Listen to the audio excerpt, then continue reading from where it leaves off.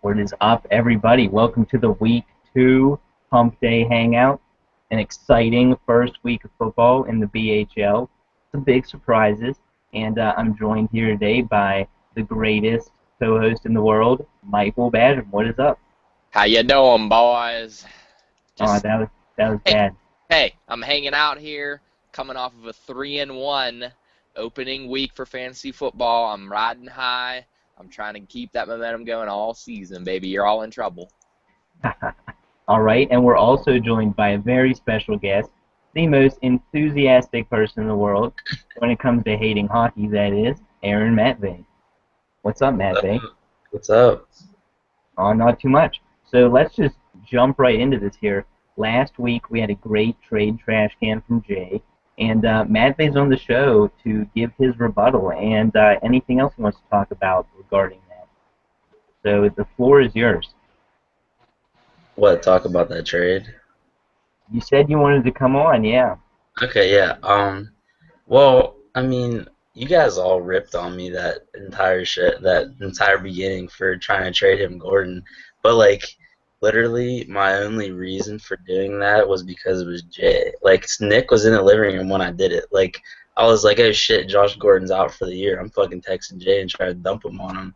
Like I wasn't obviously it was Jay like it's kinda like I thought it was noticeable how I did it to Jay. Like I wouldn't do that to like Nick or like even you two or anything like that. Like it wasn't even like eligible for the trade trash can. It was just trying to fuck on Jay. That's all it was. Like I wasn't trying to fucking trade Josh Gordon like legitimately. Even though now it looks like Josh Gordon's probably gonna play. Yeah, that's true. So when you told Jay there's still a chance, you didn't actually think there was still a chance, Oh but now fuck there actually is. no. I already read the thing. Like I didn't text Jay until I seen the two articles on Roto World Right. that Josh Gordon was done for the year. Yeah, But Jay was Jay was in the room with me and I'm like, you know what? I'm gonna fucking text Jay since Jay was texting about him the other day and try to fucking rip him off because he's a little faggot. And I think that's the thing, though, is Jay was saying that he felt disrespected. Who the fuck? He's being a little whiny about it. Like I don't even know what to say about that. I mean, I don't disagree with that. He was definitely being a little drama queen about it. Basham, how do you feel all this tension occurred and now you wound up with Josh Gordon? I mean, it works out for me. It's really, really, really looking like he's going to play this season. The whole DUI thing will still keep him out a few games, but it's looking pretty bright for me, so I'm happy about it. Did Yeah, you guys did you guys actually think that like I tried trading him? Like did you think like in any idea at all that I did that because it was Jay or I was trying to actually trade him? I'm I just I mean, curious. per- I personally knew that obviously you were doing it because it's Jay and you guys hate each Yeah. other. But if he would have accepted it, if he would have said, "Oh yeah, I mean, I'll take that chance," you would have still done it. So, Yeah, fuck yeah, because it's Jay. right. So, right. It comes down to, yeah, it's not, I knew it's because it was Jay, but there's still like a moral obligation there. I don't Yeah. know. It's a Uh, tough question. I would have probably let the trade happen because, I mean, your fault for not checking, but oh the yeah, you better let that trade happen. yeah. I've let so many Badham's terrible ones happen. So, um, okay, let's jump right in and get to some Week 1 football. It was a great week. I want to throw it out there that I got my league leading 6-game winning streak ended, and Badham got his league leading 6-game losing streak ended as well with a big win. Let's see what else happened. Our two rookies got their W's. And the three lowest scores were all playoff performers from last season: Catco, Polino, and myself. So we got some work to do. And Badgem, let's get some of your thoughts on Week 1, just briefly. um, I thought that week 1 went pretty well. You can see by the league's scores that everybody's kind of even. There were no real blowouts outside of the whole Polino and Catgo. I'm going to say catastrophe because I don't think anybody saw that coming. Um, I did. but I think that it was really good. You could see that there's a lot of competitive teams just based off of that. I mean, not high scores, but everybody was right around that 120 to 150 range, which is average. So everybody's looking like it's going to be pretty competitive, pretty close this year. Yeah, we had 5 scores in the 140 or above 140, so that's Yeah. pretty good. And Right I don't now, think that happens very often, does it? It's usually more like varied. 5 of them in the in the 140s or plus is pretty good, but we had no like immaculately good scores either. Right, right. I'm checking right now to see how our average compared, like the as a whole. It was like 124 points. But I want to see what last year's was. But another thing is the one thing I really like about this week, even though I lost, is everyone in the top 5 scores won. So that makes me happy. No one got screwed. Yeah. If you deserve to win, you won. So Matt, how about you? Thoughts on week 1? What did Plano score? Like fucking 60 points or something like that? 66. I think Basham had, what, 64 last year? That was the worst? I was gonna ask what the record was for the worst. Oh, well, I think Rigotti got like 49, or Willie got 49. 49. Was it a I can two? look it up in the record book, so if you guys keep talking. Was it a two Let me- quarterback back when you did that? Yeah. No, it's always been 2 quarterbacks. Okay. The league rosters have never changed, I don't think. Uh, Last year, our week 1 was 146 point average. Holy Um, shit. That was Bashram's like only good week with 183. But that's the thing too. They're like such big outliers last year. I feel like this year was more. 183 is not an outlier. We're going to see many of those this year, I think. But I still, feel for like a the week, whole that's an NFL just outlier. like this year. What's that, Matt? I said I feel like the whole NFL kind of like didn't suck, but like they're below average compared to like I feel like usually week 1's like one of the more higher scoring weeks in fantasy football. Yeah, no one's hurt yet, so that's a big bonus. Yeah. For reference, last year our average for the whole season was 127.5 points a game. So we just got just under it, and that's with 2 pretty bad scores. So pretty impressive stuff there. Good week 1. Let me see what other talking points I have from that. Oh, how about we look at some players in week 1 who either surprised you or either way, good or bad. So any thoughts on that there, Baz? I mean, Cooks kind of surprised me just how involved he was, even in the red zone with his red zone targets. I knew that he would be involved. I knew that he would be targeted a lot, but not so much in terms of the red zone. And then I was disappointed in guys like Charles. Not it wasn't his fault, but I was more so disappointed in, I guess, Andy Reid for being an idiot. And then I was also surprised by Mark Ingram. He had the touchdowns, but he really looked explosive. He really looked, I don't know, hungry. You normally don't get that from him. It kind of sucks that he's in the Saints' backfield, but I think I was telling you this on Sunday, how one guy from NFL.com said Mark Ingram was this year's Ryan Matthews. yeah, I remember you saying that. He was just running so hard all preseason, and he looked really good. But I don't know. You're right. The Saints' backfield just changes things completely, and you never know. But I do wish Ingram were on like maybe the Jaguars or something. Right. So, let me look at some of mine here. I have one guy from the first quarterback, running back, wide receiver, one each for people that surprised me in a good way. And first is Le'Veon Bell. He just had an insane number of touches. He put up like almost 200 yards, maybe over, I'm not sure. And he looked way quicker. The LeGarrette Blount concerns weren't there. He really didn't siphon off that many carries. So that's looking really good for Sterner. I expect him to be like a running back too, but I think he's a solid running back 1 for sure. Yeah. Percy Harvin, I've already noted my surprise in the Tuesday buffet on Percy Harvin. I believe he looked super good. They used him a lot. And Matt Stafford. Matt Stafford's going to be a monster this year, and I'm really upset that Billy ended up getting him. Matt, any thoughts on some players that stood out to you? Well, one for sure I think is Larry Fitzgerald. I have him in my other league. I mean, I watched that entire game. He didn't get a target until the very end of the third quarter, and he only ended up with 4 targets. Yeah, I think that's a concern, but I don't think Larry Fitzgerald's like gonna suck this year. I think he'll be fine. There are a lot of people to feed in that offense, though. So um, I guess kind of admittedly, Victor Cruz is kind of in the same boat for me.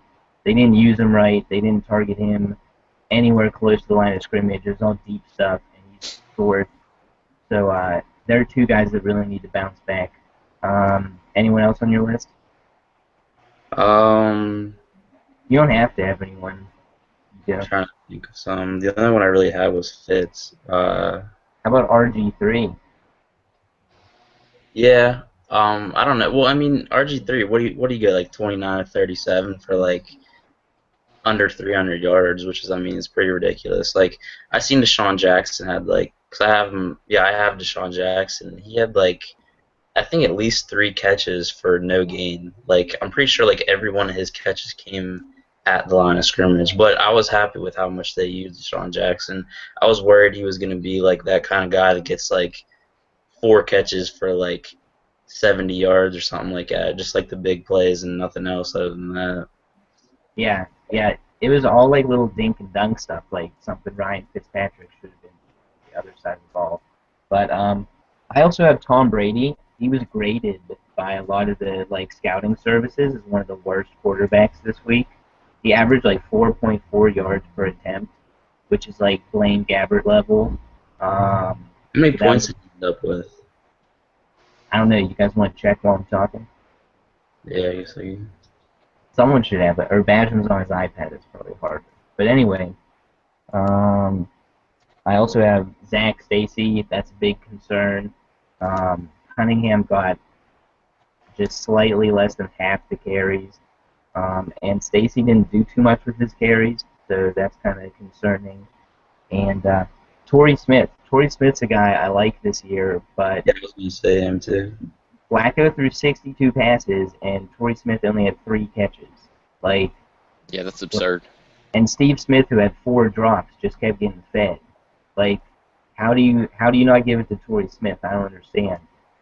That's kind of concerning for me. So, any final thoughts on players in Week 1? No. Nothing else. All right, let's move along here.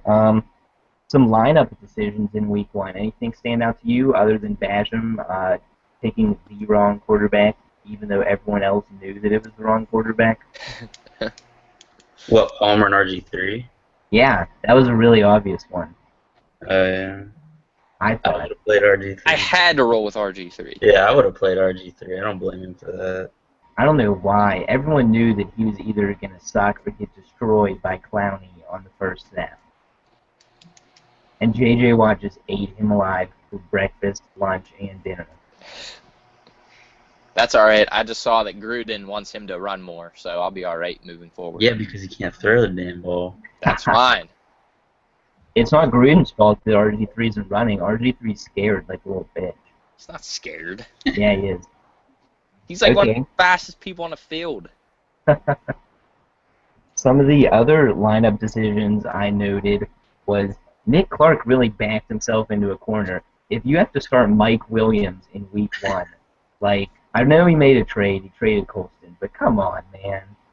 Like a little Deion Sanders NFL Network. Come on, man. Chris Berman stuff right there. Yeah, Mike Williams, he's not even their top 2 receivers. He's their 3rd receiver. I had, Whenever you have Manuel thrown to you, that's not good. yeah, I had the conversation with Nick like on the couch right before the game started because he was like saying he doesn't know to start, and I was like, I mean, Mike Williams, like, I think he's gonna get like 1 or 2 catches, but like he could get a touchdown. That's your only hope. But I mean, he will not get more than like 2 catches, I don't think, and I think he ended up with like 2. But If I lived with Nick Clark, I would tell him so much BS before him to make him start the wrong people. It's not even funny because he would believe everything you tell him. I would use it to my advantage and help him when he wasn't playing me. Yeah. I mean, but so I do think, I mean, he didn't really have a choice. He probably could have picked up someone else, but yeah, yeah, Avery. I told him he could have picked up Avery. yeah. I think Avery ended up with an okay amount of points. probably better than Mike Williams. But Polino's wide receivers are another conundrum. He didn't even start Vincent Jackson, which ended up being a good decision, although Fitzgerald didn't do any better, nor did Crabtree. So Polino also has Terrence Williams and Bolden and Reggie Wayne, and that's just going to be tough all year. I don't know. That's a scenario that's a good problem to have, but none of them really stand out, I don't think. Right. Yeah, they're all So, kind of like mediocre. Well, not mediocre, but I don't know, old and boring. It's or something. yeah, I guess I didn't really pick out any good decisions when I was looking through. Like, everything seemed pretty obvious to me. Um, I mean, I left a lot of points on the bench, but I don't think they were necessarily obvious. I should have had him in situations. Right. So, okay, based on week 1, what team do you think is for real? My for real team is Billy's.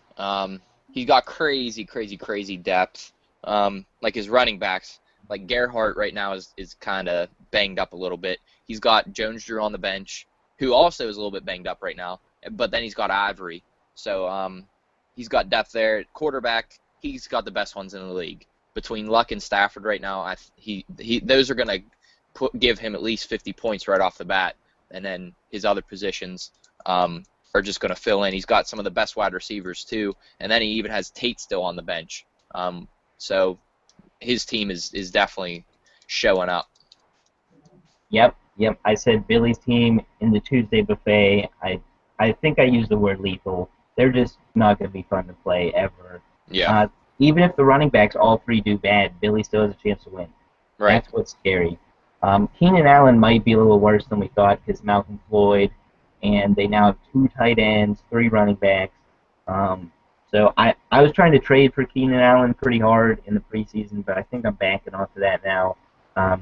But saying that Billy's wide receiver 3, which is probably one of the best wide receiver 3s in the league, is a weakness.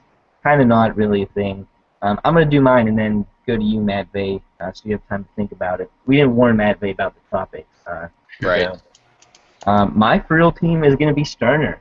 Like I mentioned earlier, Le'Veon Bell looked legit, and Pierre Garçon, he was just a target monster. I wasn't sure how that was going to work out. I thought maybe they'd be thrown to some of the other guys more, running it. Helu was going to get some action, but Jordan Reed got hurt. That helps. Garçon looked fine. The only concern with Sterner's team is some depth. Sankey's kind of not really looking like he's going to pan out yet. And but yeah, I mean, Dalton, they showed they were willing to throw way more than I thought. I thought they would run the ball a lot more. So that was my concern with Dalton. Peyton looks like his arm is even stronger than it was last year, which I guess isn't that hard to do because his arm was really weak last year. But anyway, Sterner's my legit team, not just because he whooped my ass and got the top score, but I like him moving forward. How about you, Matt? Well, mine was gonna be Josh, but It could be Josh. I'm not super set on like anybody else, honestly, other than the 2 that you guys said. Because I mean, the next one I'd have to say, I guess, is Bajam, but I don't like. I'm not a big fan of Andre Johnson this year. Not a huge fan of Joyke Bell.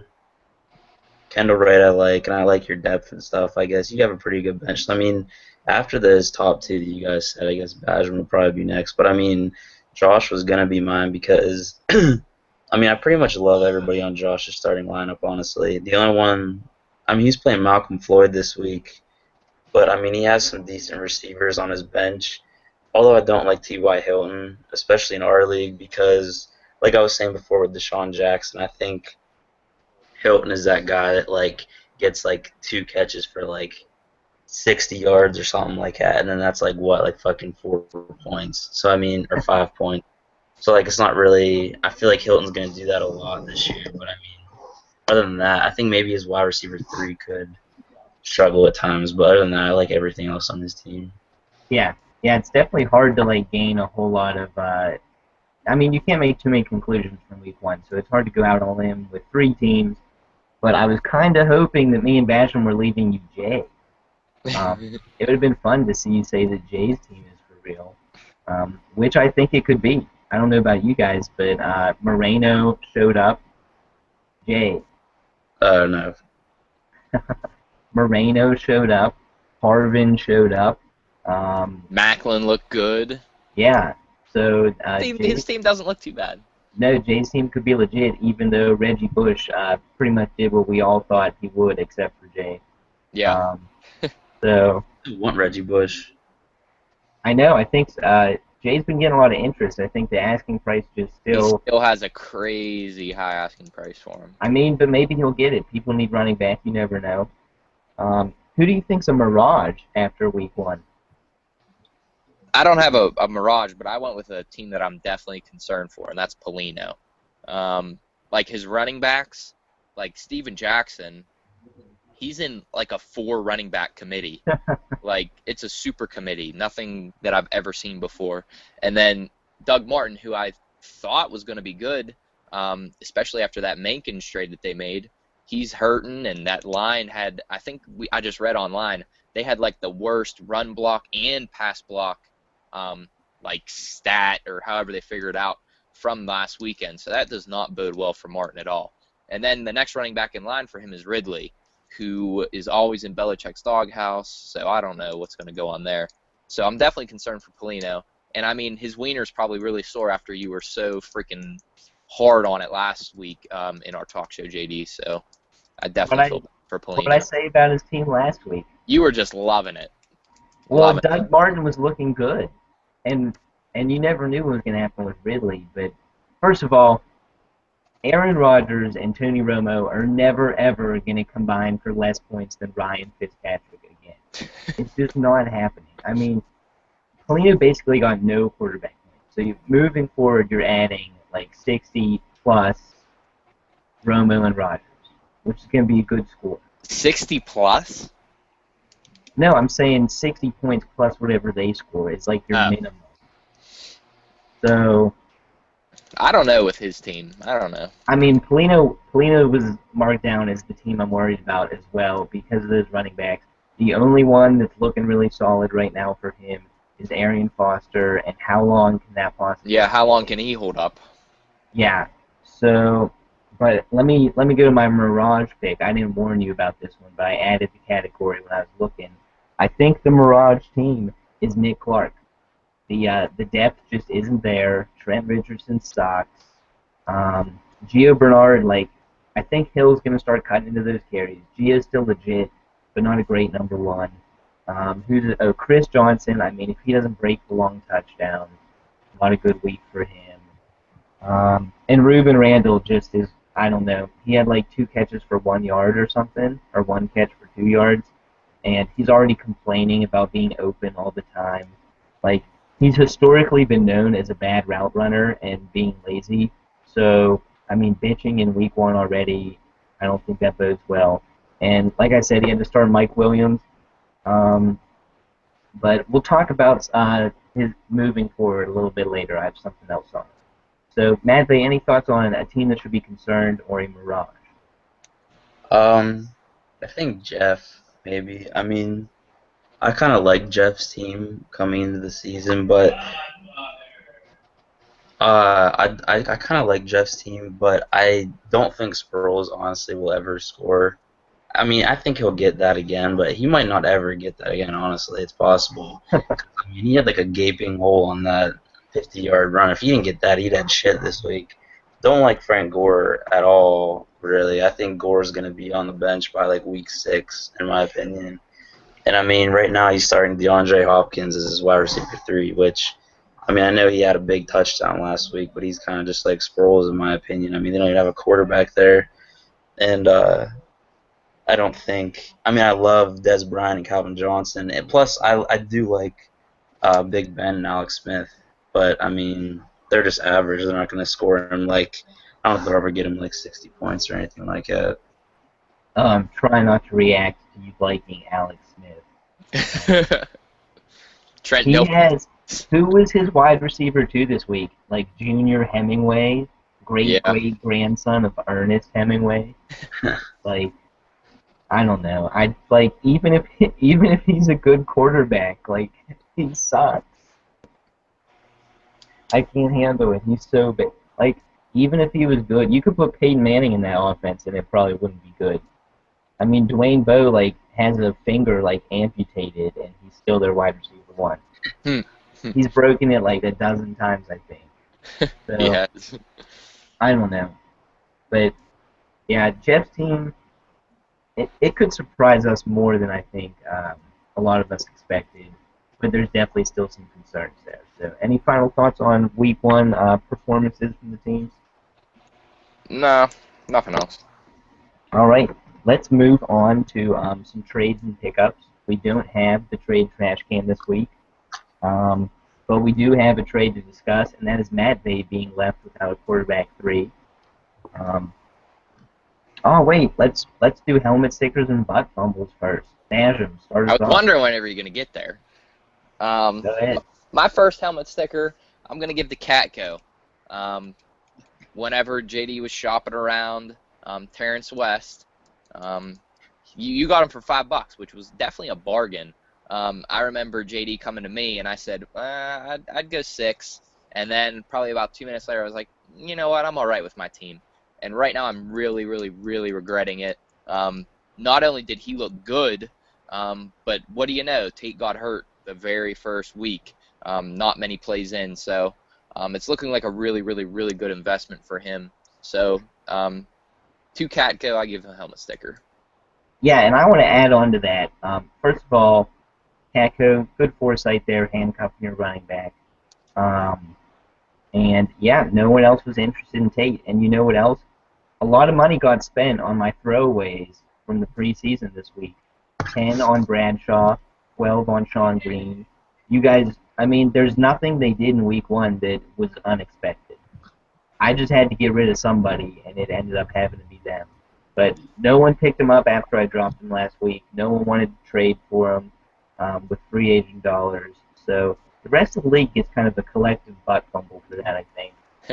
You spent like $22 on my last week's roster cuts without picking them up for free on Sunday. So, butt fumble for you. What do I got? Oh, Nick Clark. I don't know. I just want to make an open message for you. It's kind of a butt fumble. You literally owned Ryan Mallett for 41 minutes. That makes no sense to me. Even if you pick someone up and decide to drop them, like, what if, or maybe it was Case Keenum you owned for 41 minutes. But what if Sean Hill tripped down the steps that day and was out for week 1 and you got a starter? Or Ryan Fitzpatrick. Like, you might as well. 41 minutes? He picked him up and then he dropped him 41 minutes later for nobody. Huh? Who is that? You were kind of lagging out when you said that.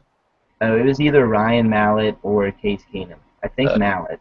He did Keenum first. Yeah, Like, Keenum. Keenum he did one day, and then the next day he did the same thing. He got Mallett and then dropped him like an hour later. It was It was weird. You're talking shit on you. Well, fuck you guys. Hey, get him on and let him explain himself. What's up, guys? What's Hey, up? Ryan you want to explain why you only owned Ryan Mallett for 41 minutes? I don't know if I want to tell you. Okay, that's For me. okay. You're getting a butt fumble for that. All right, fair enough. All right. Maybe later in the season. Maybe you can bribe it out of me. Yeah, we gotta get you on the show one week after you're like 7-0 or 7-1. 7-1. Yeah. 7. All right, sounds good. All right. I'll talk to you guys later. See ya. All right, Nick. All right, I don't even need to give him a butt fumble because Shut up he on the gave show. himself one. Fumble. So, but seriously, I mean, if you drop someone ahead of time because you think someone else will bid on them, and it'll take attention away from the people you want, like, that's a valid strategy. But, Matt, you gotta plug your headphones back in. I can hear myself echoing. Oh, that's because I turned the fan on. Hold on. Okay. But, so yeah, Nick Clark is about to for all these, and then he dropped like 2 other people yesterday or 2 days ago. That was weak. So just hold on to him and drop him when you pick someone up. All right, Badger, how about you? My butt fumble is JD trading Henny. Because now his value would have been like twofold after his insane weekend playing against the Eagles. First of all, you shouldn't have gave him the McVay because freaking I was the one. You freaking talked me into picking up Anderson, and then you went and you screwed me trading him freaking Penny, and you didn't get anything for him. And you should have made him squirm and give you, like, the farm plus the pigs, but you only took the farm. So, butt fumble to you. You're a completely different person right now from what you were texting me about this. You're like saying, oh, you gave up Jordan Matthews and $10. Oh, you're a retard. JD Snake, dude. Oh, my God. Oh, man, calling out Badger. What do you have to say for yourself there? That's what I do. You know that's what I do. I thought, considering I offered Chad Henne on the trade block for $3 and no one wanted him, I thought I was getting a good return. I knew I'd probably drop Matthews this week, but I have a ton of quarterbacks already, and I don't think I budged too much on Matthew's offers. I stood pretty firm on what I needed for him, and if you're gonna give me a butt fumble for getting $10 for Chad Henne, then I'll take it. But butt fumble to Matvey for not having a viable quarterback replacement. Well, yeah, that too. Matvey, you're killing us here. Bajam, can you hear all this echoing? Yeah. Try unplugging your headphones and plugging them back in. I'm not doing anything. I don't have a headset. I might just have to leave. That's why My you headset. need it. You need headphones, man. Can you even hear me? Yeah, but we can also hear ourselves coming out of your computer. Can you hear and me? back. Yeah, but we can hear us too coming out of your computer and back into it. I can't. How about now? Okay. Still doing it. Still bad. All right. How do I just? I'll just leave this then. You two can take over. All right, later, buddy. Thanks for coming on. All right. Okay. Okay, so whenever you come on the show, guys, you need headphones, because if we can hear the sound coming from your computer back into your microphone, that means we hear ourselves like 3 times. So sorry for the audio difficulties, but moving on. What do you think was the best pickup this morning, Basham? The best pickup this morning? Who got Forsett again? Was it Catco? It was Billy, but for $17. Yeah, that was pretty expensive. I thought so. Well, hold on. Here, I'll recap it for you. Yeah, tell me all of them. Billy got Forsett for 17. The next bid was 12, 6, and 2 for Forsett. A little pricey in my opinion, because I don't think he's a feature back. He's too small. He's 29 or something. Never really been that great. Yeah. So. And I think Pierce is the better back whenever it comes down to it. I mean, he fumbled once. He's in the doghouse. He's going to get his shot again. So. Yeah, and Harbaugh was really light on him in the interviews and stuff, saying he wasn't even benched for the fumble, whatever. Yeah. But they needed to pass. They passed 62 times. Forsett's kind of their third down back. Right. So a little bit much. But I will say Billy's other positions are locked down, so all his waiver dollars can go to running back. That's true. So, I mean, if anyone's going to bid that high, it should have been him. Yeah. Next, Catco got Sean Green for 12. Don't like it. If it's a 1-week replacement and it's just against Dallas, I don't mind it at all. But $12 for him, do you think? I mean, he got how many carries? 15 or something? That's the thing. He's going to get the carries, but he's not going to do much with them. And for a $12 investment, I'm going to want more than 1 week out of somebody. Right. Well, who's his running back for? I get McFadden, I think. So, I don't know. Not a bad move, but not my favorite one of the week. Yeah. My favorite one of the week is Matt Bay getting Bradshaw for $10. Yeah. I really like Bradshaw. I was thinking not too many people would be interested in him. I don't know why I thought that. I might have went like 7 or 6 on him. I don't remember. 7. Yeah. I would have really liked to get Bradshaw. I think he looked good in somewhat limited action. And once again, freaking Richardson looks like a freaking bum off the street. So Bradshaw's definitely going to get his chance. The only thing there is with that workload, can he stay healthy? Right. Yeah, I think that is the best pickup by far. $10, not too much. I wasn't willing to bid that high on any of the running backs this week, just because Yeah. I don't know. I'd rather save it and get like a much better one later. But you got Crowell for 7, which kind of a pickup for the future, I think. Yeah, Really. I'm hoping Tate stays out. I'm kind of hoping that West, I don't know, limps, gets hurt, does something, and Crowell can step in there because he definitely looked really good. He's such a talented player. I think with a full workload, he's gonna be a stud. Yeah, I like that pickup. Someone bid 3, I forget who, but I know I bid 1 or 0, I forget.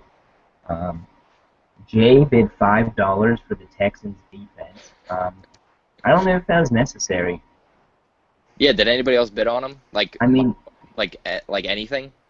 someone might have bid 0. I don't know though. Yeah, I think I put 0. I think I did 2 actually for the Texans. But $5 is pricey for a defense. There's a lot of defenses out there that would be good this week on the waiver wire. Yeah. I think anyway. And Jay's already really low on waiver dollars from bidding 38 on Hill. That's right. And Jay's off to a 1-0 start. It's not like he's desperate to win this week. I'm questioning it. Like, I wonder how he is with money in real life. Like, does it burn through his pocket? Right. So that's probably the worst pickup of the week. Forsett might compete for that, but I don't know. Yeah. So coming back to Nick though and his receiver problem, I like how he attempted to fix it this week with Greg Jennings and Brian Quick for a combined $5. Yeah. They could be solid options at some point moving forward, and it's an upgrade on his weakest position. I like the Jennings pickup, especially whenever he has Castle thrown to him. Even last year, whenever Castle was at quarterback, they did a stat on ESPN how much better he was, and the difference was crazy. And I mean, he looked good on Sunday. But Quick, I don't have faith in any of the Rams wide receivers. I don't have faith in any of the Rams running backs right now. You were loving Kenny Britt. I was loving Kenny Britt, but I dropped Kenny Britt because I realized how much the Rams suck. It's really, really, really bad how bad that offense is. I mean, they're going to have to throw. Someone's going to have to catch passes. I like Brian Quick. It's his 3rd year. It's like your breakout year. So, yeah, it's supposed to be. So, I don't know. He's like he was big and a raw receiver. He went to a Division II school, Appalachian State. Everyone seems to know that, I think. But, so he could be legit. I mean, he's not going to, like, light the world on fire, but solid. Yeah. What else? Oh, nobody picked up Allen Hurns. I was shocked. Yeah, I thought somebody would. I really did. Especially since it looks like he might be one of their top 2 receivers this week as well. Yeah. Yeah, Schwartz probably isn't going to be back. And Marquise Lee. And Marquise Lee's, yeah, he's hurting. I guess they didn't know that before waivers, but so I don't know. Like, it's worth it for $0. It's worth a shot on him. I mean, a lot of really bad people got dropped today that shouldn't have been rostered. Yeah. So but also I'm glad no one bid a lot on him because it probably wouldn't have been worth it. Yep. So okay, we want to watch the league at 10, so let's blaze through this last part here. Yeah. This upcoming week, I need to get the pick'em out still, but the match of the week is going to be Polino and Billy. Okay. Any thoughts on that matchup? Well, you talk about that match, and then I'm going to talk about what my match of the week I think is going to be. Okay. Yeah. All right. So mainly it was Polino and Billy because, Polino can't get off to an 0-2 start in this division. It would be really hard to come back from. He's already at a total points deficit, having gotten 66, and Billy's like one of the biggest competition. So Polino needs to win, and Billy is looking to extend his lead in a very tough division. And I also love the fact that both these quarterback pairings are super explosive. So the match of the week has Rodgers, Romo, Luck, and Stafford. So that was my reasoning. Both their running back groups are similarly shaky. So I think it should be interesting. My match of the week is Nick Clark versus Matt Vey. The roommates at school, both came into the league the same year. Nick Clark's got Breeze playing, who I think is going to have a big week against Cleveland. And then right now he has Flacco over Rivers starting. I know Rivers is playing Seattle, but I don't know how I feel about Flacco. Even though, like we said earlier, he threw 62 times, which is absolutely insane. And then right now he has Quick starting over Jennings and Randall. I would probably put Jennings in there. I don't think, and we don't know who's starting at quarterback for the Rams. Some people are saying Hill. Some people say it's going to be Davis again. With that question, who do they play? The Rams play the Texans too. Oh, okay. So that makes it even. Or no, they play the Raiders, right? The Texans play. Does Jacksonville play the Rams? They play the Buccaneers. They play Tampa Bay. Oh, yeah, you're right. So, I don't know. I don't have faith in Quick. I don't have, like I said before, I don't have faith in any of the Rams. So I would probably roll with Jennings or Randall, and then he has Ingram starting. I don't know about. I like it. I don't love know it. about Lightning striking 2 weeks in a row with Ingram. So he's definitely. You just said how good he looked. He did look good, but you know how that Saints backfield works. You just never know how much work he's going to get. And then I think Matt Pierre Thomas could be too old. You think so? I think they might limit his snaps. I don't know. And then Matt Vey, he's got Newton playing. He's going to be scared. I mean, Did you see the interview tonight with Newton? No, what was it? They kept asking him about a contract extension, and everybody from his draft class is getting these contract extensions. Does he think he's going to get one? And every time he got asked it, he goes, "Well, we're playing Detroit Lions this week. All my focus is towards them. I need to worry about being protected from Donkey Kong Sue and my Auburn teammate Nick Fairley." And then they would ask him it again, and it was the same exact answer, probably 50 times. So is he going to be afraid having Donkey Kong Sue and Nick Fairley chasing after him all day? And you're forgetting Ziggy Ansah, their best defensive lineman. Right. So I don't know. I feel like Newton may go out and disappoint this week. And then he has Reed at tight end. What's he going to do there if Reed is going to be out? He doesn't have anybody on his bench right now. I don't know who's available to pick up, but and then he has Panthers defense. I know that it's defense, who cares? But they're playing Detroit. That's definitely a chance for negative points right there. I know the Panthers D is good. I know that they make plays happen all the time. But Detroit looked really, really good on Monday. They have so many weapons. If I was Matt Vey, I'd be trying to get a plug-and-play defense this week outside of the Panthers. So I think it looks like a good match. This is where I think we see if Nick Clark's for real. And then Matt Vey, if he goes down 0-2, that's a pretty deep hole with guys like me, you, in our division. Right. Yeah, that's an interesting match. It's former rivals, roommates. And Matt Vey apparently runs both the teams since he's given Nick Clark some shitty Mike Williams roster advice. Yeah, what's Nick going to do this week without Matt Vey to listen to? I mean, you just gave him some pretty good roster advice, I think. Yeah. Yeah, I don't know. You're right, though. The Giants' defense is supposed to be good. Like, they were top 10 last year, and they only added talent. Yeah. And Detroit just carved them up. They got torched. So, I'm kind of mad that you're helping Matt Vey with this advice, but we do have to be a little bit honest on the talk show here and sacrifice our hidden knowledge. So that's a good call. The other thing about the matchups this week, I think it's crucial that Katko gets a win too. He's playing someone in his division, I believe. See, these games are like 2-game swings. Polino and Billy, and Katko and... Is he playing Josh? I think he is. Yeah. So if Josh and Billy get out to 2-0 starts, that's going to be scary for the Norwin kids trying to catch up because Jay's in that Division 2 playing Yeah. you this week. And Yeah. Jay's team is formidable.